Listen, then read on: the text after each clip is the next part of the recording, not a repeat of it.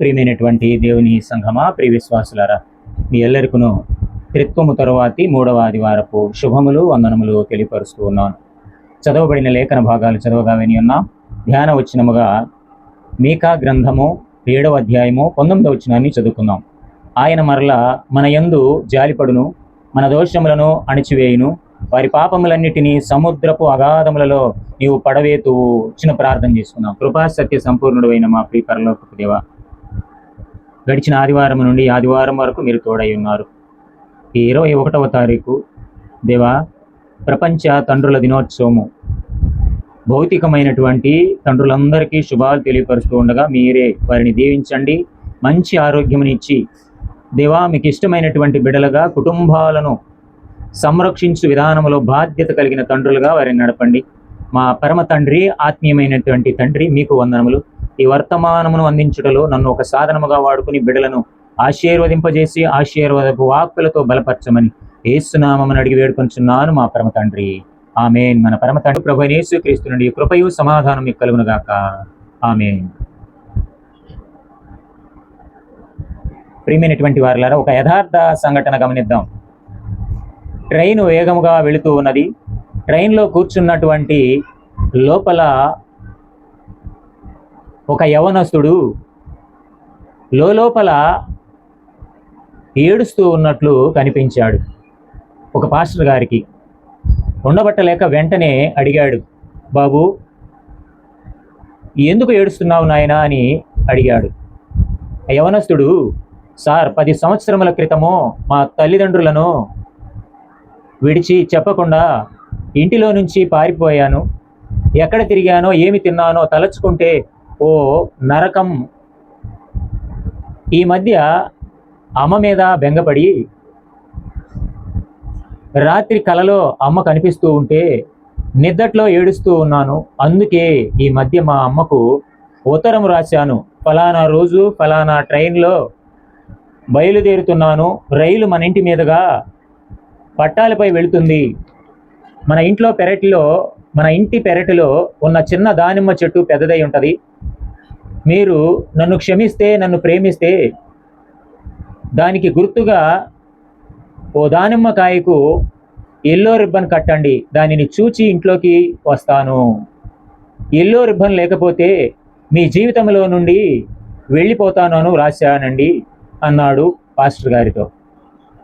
Pastor గారు అడ్డుపడి, భయం ఎందుకు, మీ అమ్మ రిబ్బన్ కడుతుంది అన్నాడు.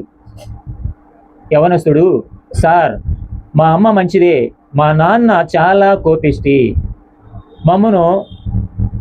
మా అమ్మను రిబ్బన్ కట్టనివ్వడు అని ఏడవడం ప్రారంభించాడు. బాబు నీవు ఏడవకు అంటూ, నేను చూస్తాను అంటూ సముదాయించి కిటికీలో నుండి చూస్తూ ఉన్నాడు పాస్టర్ గారు. అదుగో ఎల్లో రిబ్బన్స్ ఒక కాయకు కాదు, కాయలన్నిటికీ కట్టారు అంటూ కన్నీళ్లు విడిచాడు పాస్టర్ గారు. వెంటనే యవనస్తుడు చూచి, మా అమ్మ నాన్న నా కోసం ఇద్దరు ఎదురు చూస్తూ ఎల్లో రిబ్బన్తో నిలుచున్నారు. ట్రైన్ వేగంగా వెళుతుందేమో, బిడ్డకు రిబ్బన్ కనపడదేమోనని వారు నుంచున్నారని ఆ యవనస్తుడు కూడా కళ్ళ వెంట నీళ్లు కారుస్తూ అన్నాడు. ఈ కథలో తండ్రి కంటే మించి మనల్ని ప్రేమించే మన పరమ తండ్రి కథ, ఆయన ప్రేమకు అద్దం పడుతూ ఉన్నది. తండ్రి గద్దిస్తాడు, తండ్రి శిక్షిస్తాడు, తండ్రి సరైన మార్గంలో పెట్టాలి, కుమారుడు ప్రయోజకుడు కావాలని ఆశపడటంలో తప్పులేదండి. అలాంటి తండ్రులను గౌరవిద్దాం ఈ ప్రపంచ తండ్రుల దినోత్సవం నాడు. పరమ తండ్రి క్షమించే తండ్రి, పరమ తండ్రి మార్పునిచ్చే తండ్రి, పరమ తండ్రి ప్రేమించే తండ్రి. నేటి లేఖన భాగములలోనికి వెళదాం రండి. మీకా గ్రంథము 7వ అధ్యాయము 18వ వచనము నుండి 20వ వచనం వరకు చదవగా ఉన్నాం. ధ్యాన వచనముగా మీకా గ్రంథం 7వ అధ్యాయము 18వ వచనాన్ని చదువుకుందాం. తన స్వాస్థ్యములో శేషించిన వారి దోషమును పరిహరించి వారు చేసిన అతిక్రమముల విషయమై వారిని క్షమించు దేవుడవైన నీతో సముడైన దేవుడున్నాడా? ఆయన కనికరము చూపటయందు సంతోషించువాడు గనుక నిరంతరము కోపముంచడు. పాత నిబంధన పాఠ్య భాగంలో ఉపాంశము క్షమించే తండ్రి. ఇశ్రాయేలీలకు ప్రవక్తగా మీకా మీకా ఇశ్రాయేలీయులతో, మీ దేవుడు క్షమించే దేవుడు, కనికరించే దేవుడు, మీ దేవుడు జాలిపడేటటువంటి దేవుడు, అంత మాత్రమే కాక తన వాగ్దానాన్ని మీ పట్ల నెరవేర్చు దేవుడు అని చెప్పుచూ బలపరుస్తూ ఉన్నటువంటి సందర్భము. దేవుడు శేషించిన వారిని రక్షించును, వారి పాపములు క్షమించే దేవుడు, ఈయనతో సమానమైన దేవుడు లేనే లేడు. ఇశ్రాయేలీయుల దేశము వర్ధిల్లుతూ ఉన్నది, మారు మనసు పొంది దేవుని తట్టు మీరు తిరగండి అని హెచ్చరిక చేస్తున్నాడు. మీకా గ్రంథం 6వ అధ్యాయము 8వ వచనంలో, మనుష్యుడా, ఏది ఉత్తమమో అది నీకు తెలియజేయబడి ఉన్నది, న్యాయముగా నడుచుకున్నటయు, కనికరమును ప్రేమించుటయు, దేన మనస్సు కలిగి నీ దేవుని ఎదుట ప్రవర్తించుటయు, ఇంతే కదా యెహోవా నిన్ను అడుగుచూ ఉన్నాడు. ప్రియ దేవుని బిడలారా, దేవుడు మనల్ని ఏమడుగుతున్నాడో ఇక్కడ తెలియపరుస్తున్నాడు. క్రైస్తవుల నుండి నేడు దేవుడు ఆశించుచూ ఉన్నది నీతి కలిగి ఉండాలని, అహంభావము స్వార్థము పెరిగిపోయిన ప్రపంచంలో వినయము కలిగి దేవునితో నడవాలి అని 19వ వచనంలో అంటున్నాడు కదా. ఆయన మరలా మన యందు జాలిపడును, మన దోషములను అణిచివేయును, వారి పాపములన్నిటినీ సముద్రపు అగాధములలో నీవు పడవేతువు. మన దోషాలను తీసివేసి మనల్ని క్షమించి జాలిపడి మనల్ని తన హక్కున చేర్చుకొని ఆశీర్వదించే దేవుడండి మన దేవుడు. ఆ దేవుడు మీకా ద్వారా హెచ్చరిక చేస్తున్నాడు ఇశ్రాయేలు జనాంగానికి, నేటి మనకు కూడా. పత్రిక పాఠ్య భాగంలోకి వెళదాం. అపోస్తుల కార్యముల గ్రంథము 9వ అధ్యాయము 1వ వచనం నుండి 18వ వచనం వరకు ఉన్న లేఖన భాగం చదువుగా విన్నాం.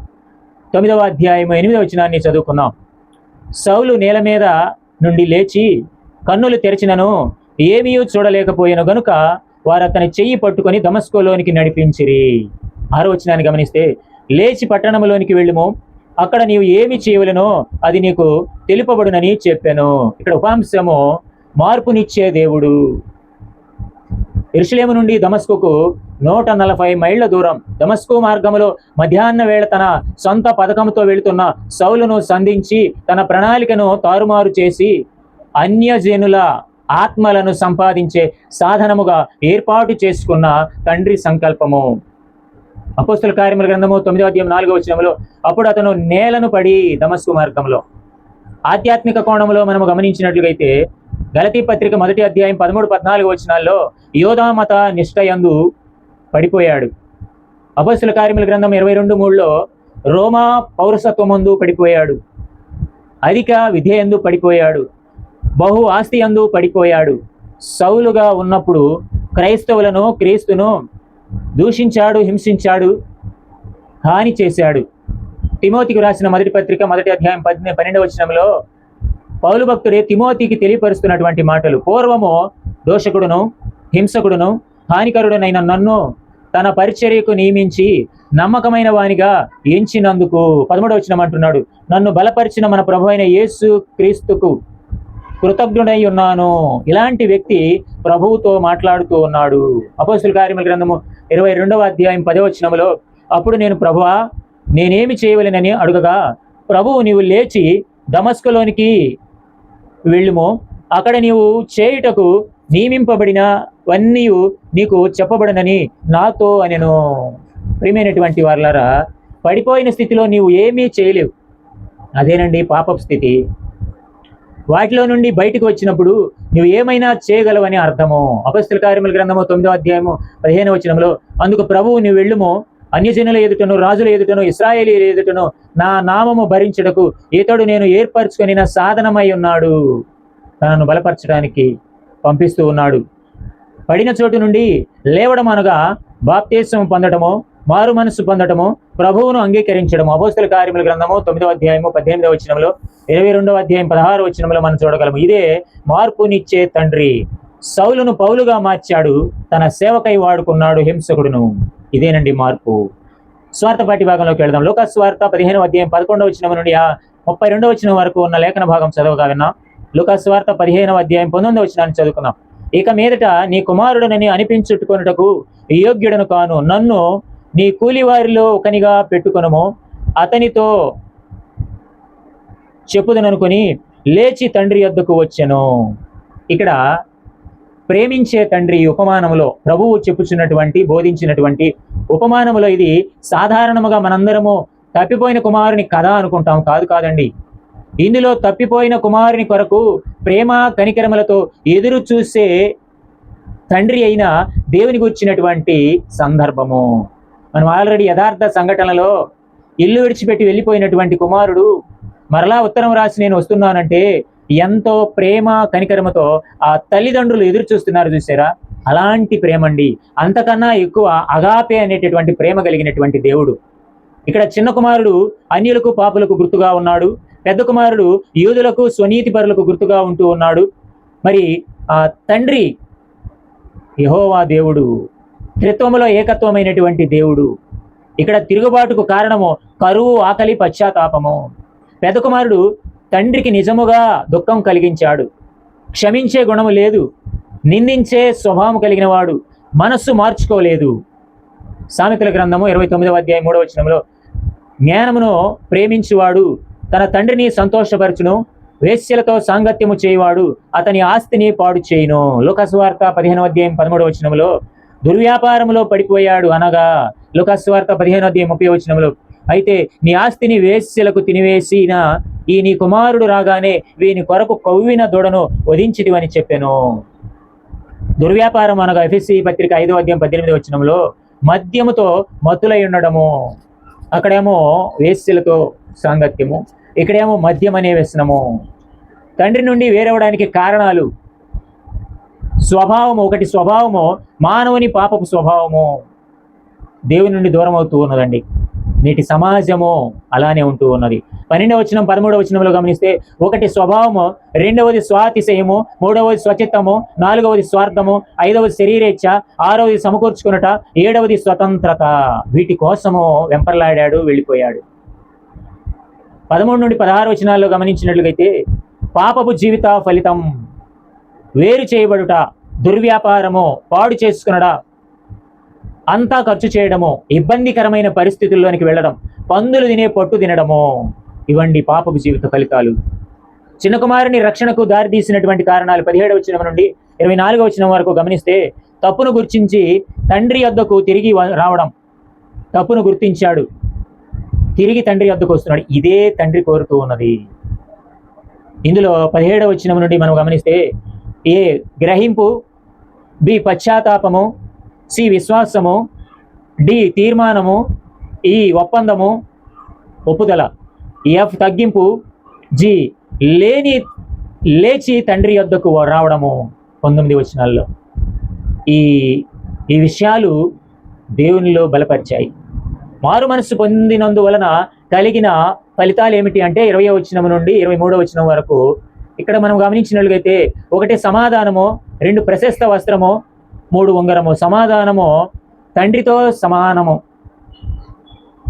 ఉంగరము 22వ వచనంలో నీవు దాసుడు కావు అని తెలియపరచుట.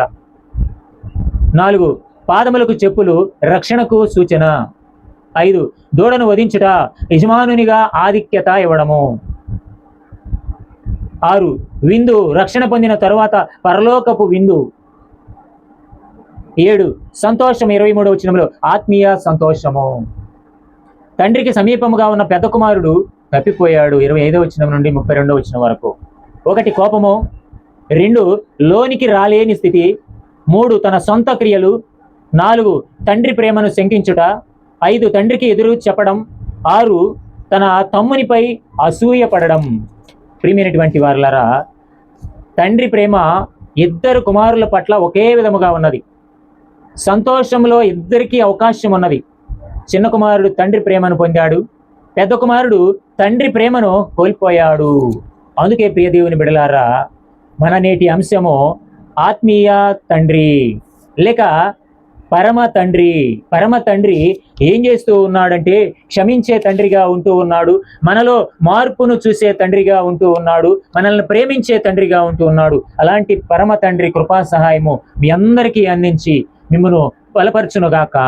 ఆమేన్. సమస్త జ్ఞానముకు మించిన దేవుని సమాధానము మన ప్రభువైన యేసుక్రీస్తు ద్వారా మీ హృదయములకు తలంపులకు కావలి ఉండునుగాక. ఆమేన్. ప్రియమైనటువంటి వారలారా, హ్యాపీ ఫాదర్స్ డే. మీ అందరికీ తండ్రుల దినోత్సవ శుభాలు, వందనాలు తెలియజేస్తున్నాను.